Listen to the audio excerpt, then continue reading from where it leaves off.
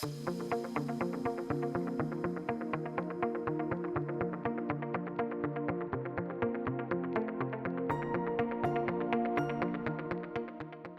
space repair in Kansas City varies. It can be anywhere from $1,500 to $30,000.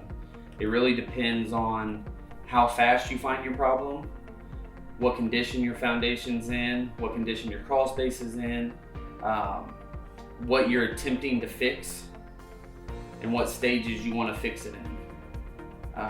It also depends on how good the homeowners took care of their foundation, how good the grading is, how they take care of their gutters, making sure water is away. About 60% of foundation problems and crawl space issues can be saved if the homeowner did general maintenance around the perimeter of their house. A lot of people don't notice it until it's too late.